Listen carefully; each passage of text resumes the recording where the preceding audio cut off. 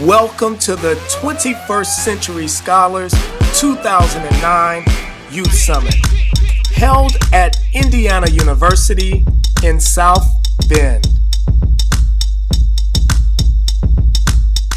This Youth Summit is sponsored by the 21st Century Scholars Program, the Black Student Union, the Civil Rights Heritage Center, the Latino Student Union, and the Pan-African Student Union at Indiana University, South Bend. The 21st Century Scholar goals are to help more students continue their educations, to reduce the high school dropout rate, to prepare students for the workforce, to decrease the use of drugs and alcohol among middle and high school students, and to improve individual economic productivity and the quality of life for all Indiana residents. Now, I want you to give it up for the South Bend schools represented here. Anybody from Adams, let me hear you.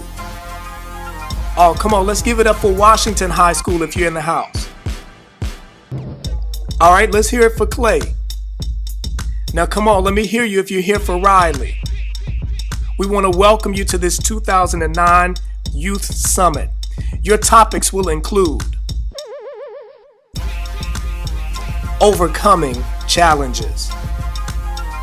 I've had a long journey. I was born and raised in Malawi, which is South Central Africa. Like, I've lived the street life, and it didn't work for me. Now, for a kid whose parents are not here, then Africa, I was given a lot of options. It was up to me. I had to take responsibility for myself, whether I want to go to school or not. Because I'm a nerd. I like to read. I like books. I like computers. Beyond Facebook and MySpace, I don't know. And sometimes I'll get made fun of because I sounded different and because, I look different from other people. And that kept me kind of concealed to myself for a very long time. I would say since I was a freshman to sophomore year, I never really talked to a lot of people because I felt that I was being judged just because I'm just another kid from Malawi, Africa. I was in an environment where it wasn't cool to know to read and stuff like that. Like, I would have people knocking on my window, pointing at me, laughing because I was in class. And back then it's like, oh, I don't want to go to class, but when you get here, it's like, those people are in jail now. Yeah. I'm at Indiana University chasing my degree while they're, doing time for some petty crap. And now they look back at me and they say, I should have listened to you. And I'm like, it's not too late because I'm still talking. I never really had that somebody or a group of people that would come to me and be like, hey Vic, education is the key. You need to stay in school and things like that. And I had to take that responsibility for myself because nobody pushed me. I was 13, I was young, nobody pushed me. Till I was 17, nobody was telling me anything about college. I had to get up by myself, go fill out the application, and hoping that I'll go to school.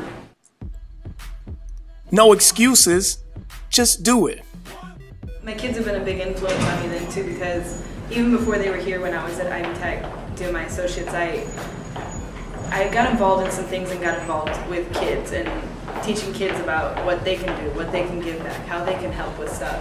And then as my kids came along, I realized how important it really was. Mommy, what color is my turkey? Brown. No, pink. Pink. Pink and orange and brown and red. Okay, thank you.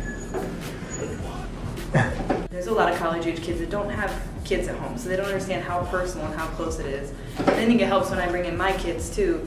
They see it firsthand. All right, let's see them. Show me pictures. I can see a turkey in that. Oh, look at your turkey. My goodness. Look at that turkey. Chunk. Uh-oh.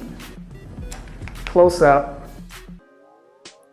Changing your community. Church in the Movement is a way for us to bring the local churches in the community together. And Church in the Movement, as I've always said, is educational and then spiritual and cultural.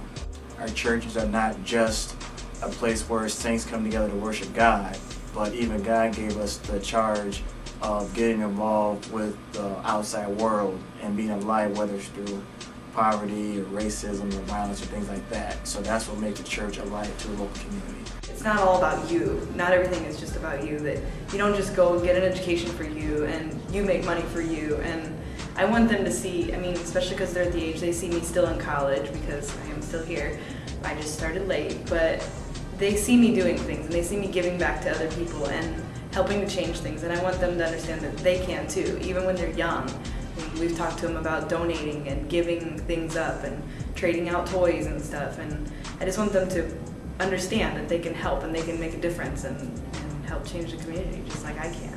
Because a lot of people know about the spiritual aspect of the church, but not too many people in our churches are educated about racism and poverty, and they can even be educated in their own backyard.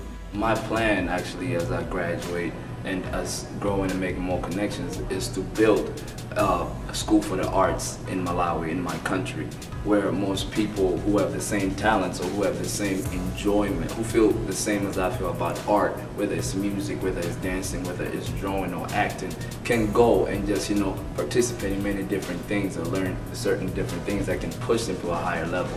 And I think what makes Church in the Movement such a big deal is because I've heard from churches, from the past church programs that I've done through the center, I've heard church members come up to me and say, thank you for bringing this program to us. For me, I feel like I've been given an opportunity to do something about that, and that is a goal that I'm striving to get.